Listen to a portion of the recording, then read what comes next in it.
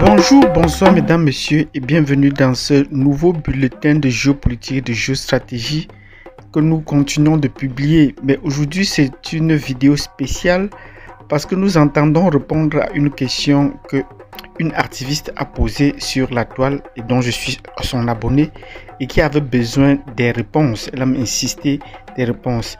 En fait, il s'agit de Nathalie Yamb, ma compatriote d'origine camerounaise comme moi, qui est activiste sur les réseaux sociaux et une activiste politique, surtout au niveau de la Côte d'Ivoire, où elle est mieux installée puisqu'elle parle très peu des cas du Cameroun, et qui a posé une question faisant de l'analyse de la situation actuelle dans la CEDEAO. Et elle voulait comprendre bien de choses. Et c'est à la suite de cette récente vidéo que je voudrais apporter ma contribution comme une réponse à sa question, en espérant peut-être que d'autres abonnés vont ajouter ou compléter et lui donner satisfaction sur ce qu'elle ne parvient pas à comprendre. En fait, de quoi est-ce qu'il est question comme question qu'elle a posée et quelles sont les réponses que nous voulons apporter à cette question-là. Donc, si vous voulez comprendre la question qu'elle a posée, si vous voulez comprendre ma réponse que j'apporte à cette question, nous vous prions de vous installer confortablement, de vous abonner, de cliquer sur la cloche de notification et surtout lâchez-nous de nombreux pouces. Sur ce, je vous donne rendez-vous tout de suite.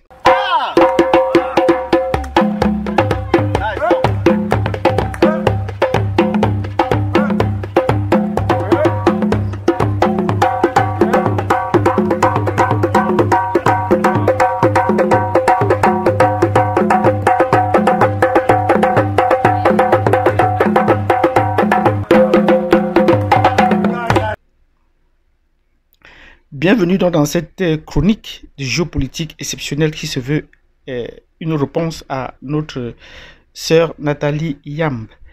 Alors, pourquoi laisse-t-elle faire? Pourquoi n'impose-t-elle pas le Nigeria à la table chaque fois qu'il y a une crise dans sa zone naturelle d'influence? Cette question me turlupine et si vous pouvez m'aider à résoudre cette équation, je vous en serai reconnaissante. Après avoir écouté donc sa récente sortie où elle faisait l'analyse de la situation dans la CEDEAO, dans l'Afrique de l'Ouest, où elle maîtrise bien le contexte de la Côte d'Ivoire et des pays voisins, elle s'est posé la question pourquoi dans ces situations troubles dans la CEDEAO, le Nigeria restait tout silencieux. Elle a répété la question plusieurs fois et insisté même si vous avez des questions, si vous avez des réponses à ces sujets ou face au silence du Nigeria, faites-nous le savoir. Donc dans cette vidéo, en tant qu'expert en questions géopolitiques, de géostratégie, je viens lui apporter ma contribution pour essayer d'éclairer nos abonnés.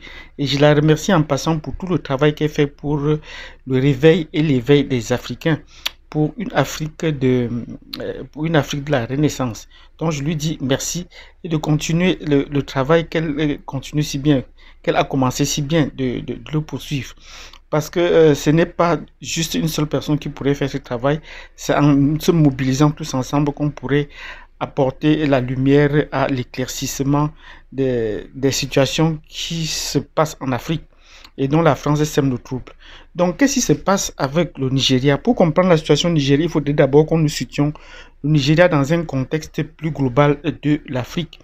Vous savez, le Nigeria est un pays anglophone. C'est le dernier pays sur la carte de l'Afrique de l'Ouest situé le plus à l'est de l'Afrique de l'Ouest, de la CEDEAO, si on peut le dire comme ça. Donc, il est bordé au Cameroun. Et le Cameroun, c'est mon pays d'origine. Donc, l'Afrique du Sud, je veux dire, le Nigeria est un pays colonisé par l'Angleterre.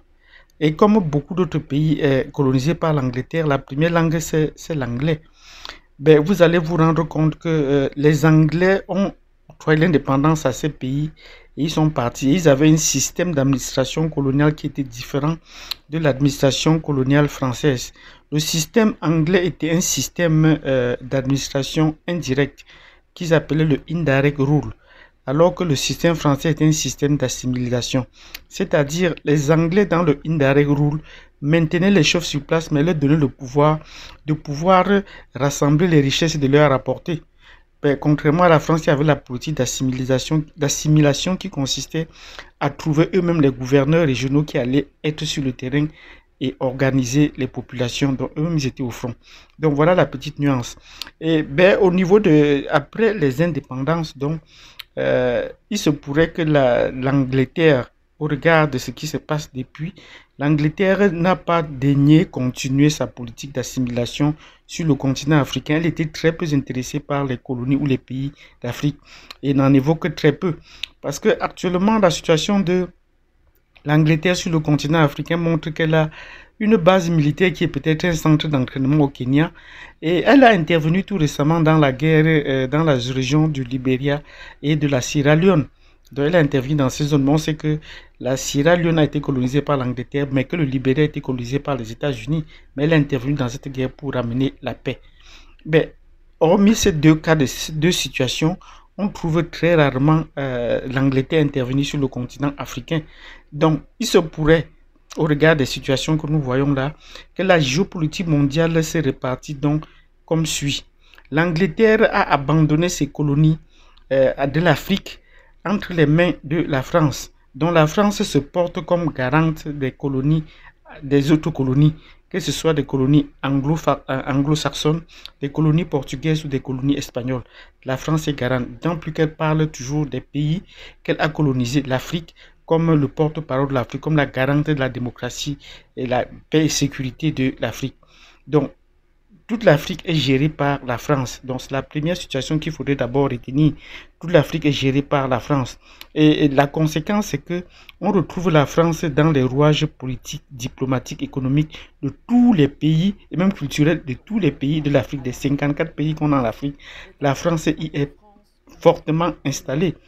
Donc, le premier aspect qui est l'aspect politique, c'est que tous les pays africains, qu'ils soient indépendamment de leur langue, ont adopté le système politique français. Et le Nigeria ne déroge pas à cette règle. L'Afrique du Sud ne déroge pas à cette règle. Ils ont un système politique français.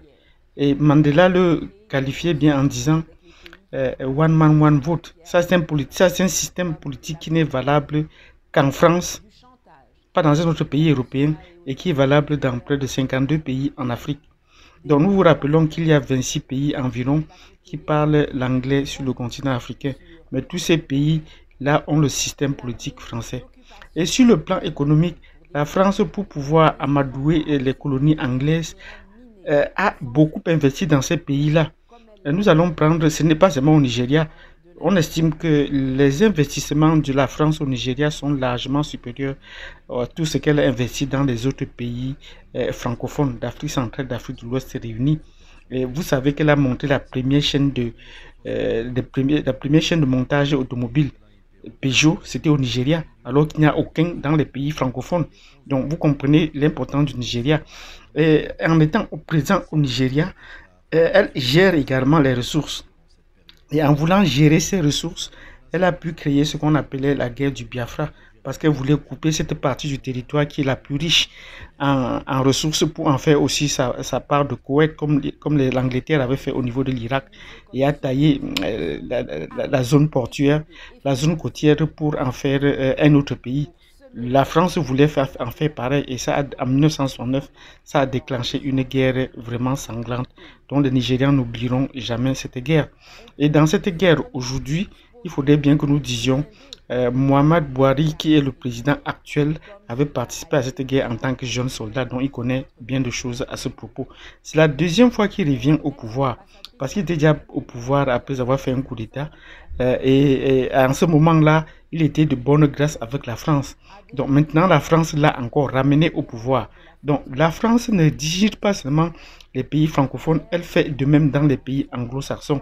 Et c'est le cas au Nigeria. Donc vous comprenez, la France est également très bien implantée au Nigeria. Sur l'exploitation des ressources, comme je disais tantôt pour la guerre du Biafra, c'est la France qui est, et je le dis souvent à des Nigérians, qui pensent que la France n'est pas présente au Nigeria, que la France n'a rien à faire dans leur pays. Je dis c'est la France qui, à travers Total, est dans l'exploration, est dans l'exploitation, et également dans la distribution du pétrole au Nigeria et en fixe même des prix. Parce que la gestion des ressources au Nigeria n'est pas différente des autres pays. on exploite le pétrole avec les autres compagnies, qu'on partage quelques problèmes avec les autres compagnies, telles que Shell, Exxon, de l'Angleterre et des États-Unis, mais on continue à importer le pétrole, les essences que les ménages utilisent ou les voitures de l'Algérie. Donc, voilà comment, il en est même dans beaucoup de pays francophones, on exploite le pétrole, on y va, et puis on revient avec les autres ressources sous prétexte qu'on ne peut pas le raffiner sur place. Donc, voilà la situation qu'il faudrait donc comprendre. Donc, la France est très présente au Nigeria dans les infrastructures, dans l'économie, dans la politique, dans l'économie et même dans la culture. Vous allez vous rendre compte que la principale la principale centrale de position des films, la deuxième du monde, Nollywood, a été récemment achetée, une bande a été récemment achetée par Canal+. Donc, après 2 visites au Nigeria, Macron a pu faire acheter cette compagnie. Et Macron lui-même va régulièrement au Nigeria au point d'aller dans les boîtes de nuit. Et je vous rappelle ici que le Nigeria est le pays dans lequel Macron a fait son stage professionnel. Donc il connaît bien le Nigeria pour avoir étudié là-bas. C'est pour montrer l'importance que le Nigeria joue dans le précaré français. Parce qu'il faut bien se le dire, dans le précaré français. Quoi qu'ils soient entourés des pays francophones, mais le Nigeria a une place centrale. Donc c'est la France qui décide de la rotation du pouvoir et continue à mettre le discours dans la tête des gens au Nigeria qu'il n'y a que des militaires pour diriger. Mais ailleurs, quand des militaires prennent le pouvoir, ça fait problème. On dit que c'est bon parce qu'eux, ils maîtrisent mieux le Nigeria. Donc voilà ce que nous avons à dire là à propos. Il faudrait qu'on comprenne bien que sur le plan politique, sur le plan économique, sur le plan diplomatique et même sur le plan culturel, la France a beaucoup de peignance sur le Nigeria. Et c'est pour cela qu'elle peut faire venir, aller chasser un président et faire venir un autre. Le seul problème qui maintenant oppose la France et le Nigeria, c'est la question du Boko Haram. Parce que le Nigeria a demandé aux Français et aux autres organisations de leur accorder les moyens qu'ils ont suffisamment d'hommes pour faire le travail. Mais la France voudrait profiter par le fait qu'il faudrait que les services secrets nigériens ouvrent leurs portes à la France. Et c'est que les Nigériens refusent. Et vous voyez, le Nigeria a suffisamment d'hommes pour pouvoir mener la guerre, comme les Comores, qui étaient la force armée de la CEDEAO. C'est le Nigeria qui constitue le principal bataillon. Mais la France l'a obligé à fermer. Donc la France n'a pas seulement prégnance sur le Nigeria, la France également cette prégnance sur les autres pays anglophones et notamment même sur l'Afrique du Sud. Donc une parenthèse en passant pour bien vous faire comprendre ce qui se passe au Nigeria, c'est que la France maîtrise toute l'Afrique. Et je vous ai parlé du système politique, même en Afrique du Sud, qui est un système politique à la présidentielle, à la française. Mandela disait bien One Man One Vote. Et même le nucléaire que la France avait, que l'Afrique du Sud avait et a, ce nucléaire-là est géré par la France. Parce qu'au moment où il fallait démanteler ce nucléaire, c'est la France qui est venue démanteler ce nucléaire. Donc vous comprenez que même si on fait une carte officielle des bases militaires françaises en Afrique, on ne vous mentionnera jamais l'Afrique du Sud. Mais partant de la gestion et de la manipulation de la centrale nucléaire en Afrique du Sud, vous comprenez que la France y a des bases militaires parce que pour entretenir cette centrale nucléaire, la surveiller, surtout que les armes ou la production, la commercialisation des armes en Afrique du Sud ne tombe aux mains des Noirs, il fallait une force militaire présente pour protéger ces industries militaires et cette industrie nucléaire. Et vous comprenez, la France agit maintenant en Afrique, non pas seulement au Nigeria, comme le vrai gendarme et a commis beaucoup de crimes sans s'offusquer. Le dernier crime que le Nigeria a commis en Afrique du Sud, que le Nigeria a commis sur l'Afrique du Sud, c'était d'avoir tué des militaires sud-africains en République centrafricaine que Bouzizi avait pris pour sa garde. Les Français sont arrivés, les ont oubliés de partir et les ont tués. Et depuis, on ne comprend plus l'Afrique du Sud sur la scène internationale. Et même quand il y avait une querelle au niveau de la Côte d'Ivoire, l'Afrique du Sud a bien soutenu le processus démocratique. Mais une fois que Macron a appelé le président Zuma en France, il est revenu, il a changé de position, on a compris qu'il avait reçu des pressions. Et depuis lors, voilà comment est-ce que l'Afrique du Sud a pris ses distances par rapport à la politique française est devenue tellement amorphe. Alors qu'au temps de Mandela, au temps de Jacob Zuma, au temps de Thabo Mbeki, l'Afrique du Sud montait, signait des conflits, envoyait des troupes à gauche, à droite, mais la France les a également poussés à rentrer dans les rangs et à se calmer et ne plus intervenir. Donc les médiateurs ne sont plus sud-africains. Vous comprenez, même de la présidente de l'UA et tout cela, c'est géré par des Français. Donc, je prenais cette situation pour vous expliquer que le Nigeria est également entre les mains de la France. C'est la raison pour laquelle le Nigeria est très silencieux par rapport aux décisions que prenne la France. Les officiels français visitent régulièrement le Nigeria. Tous les officiers de haut rang, non pas seulement le président, mais également regarder les visites que font les directeurs du Fonds monétaire international. Ils vont toujours au Nigeria pour essayer d'influencer les prix parce que ils le savent très bien. Si le Nigeria, le développement explosif du Nigeria peut avoir l'impact sur les autres pays francophones, c'est que la France ne veut pas. Donc pour cela, il faut contrôler bien que le développement du Nigeria se fasse de façon contrôlée, de façon par étapes. Par exemple, le Nigeria a pendant longtemps voulu accéder au marché d'Afrique centrale de l'Est en bitumant les routes. Mais les autres pays francophones ont refusé, sous la pression du Nigeria, comme vous avez compris Macron le dire, donner des décisions pour que cela ne s'applique pas. Que le Nigeria se développe mais reste dans son seul pays. Mais les hommes d'affaires nigériens en ont besoin. Donc voilà autant de choses qui font que le Nigeria ne doit que rester silencieux par rapport à la politique de la France en Afrique du Sud. Même les présidents sud-africains, Thabo Mbeki et Zuma, ont refusé de participer au sommet France-Afrique sous prétexte que c'est la France qui est un blocage pour la démocratisation des pays francophones et crée même plutôt la zizanie, pour la raison pour laquelle elle ne souhaiterait plus partir et me préfère organiser ses propres sommets. Mais dès qu'il y a conflit, l'Afrique du Sud n'a plus cette capacité de pouvoir être médiatrice. Le Nigeria n'en a même jamais osé de ce côté-là parce que sa capacité de gestion géopolitique est même très limitée. Même actuellement, Goodluck Jonathan doit toujours attendre les instructions qui viennent de Paris pour pouvoir entreprendre des médiations, par exemple pour le cas du Mali. Donc, le fait que l'Afrique du Sud, les pays anglophones ne sont pas très englués, ne sont pas très préparés sur le plan académique déjà pour gérer des situations géopolitiques et géostratégiques, fait qu'on les a concentrés rien que sur le business. Et vous savez que la langue anglaise, c'est la langue du business. Et par conséquent, ils ignorent tout ce qui se passe autour d'eux. Donc, c'est la raison pour laquelle le Nigeria est très silencieux. Le Nigeria est également tenu par la France qui ne lui permet pas de pouvoir se mouvoir, de pouvoir explorer ou de frapper des gens sur la table. Donc, elle est également tenue. Donc, le président qui est là est tenu par la France, comme les autres paysans des pays francophones. Il est également tenu par la France. Et nous allons aller même plus loin de ce côté pour vraiment vous expliquer que le Nigeria actuellement, après l'élection de Mohamed Buhari, qui est un ancien président qui est revenu, c'est qu'on ne permet pas parfois dans certaines constitutions, beaucoup de Nigérians doutent si le président Buhari actuel était un vrai président. On l'a annoncé pour moi plusieurs reprises. Et il est parti en France, il part en France ou en Angleterre se soigner, même dans les pays en Arabie Saoudite. Et chaque fois, il revient plus requinqué. Et on a fait des analyses pour montrer que ce n'est qu'un clown.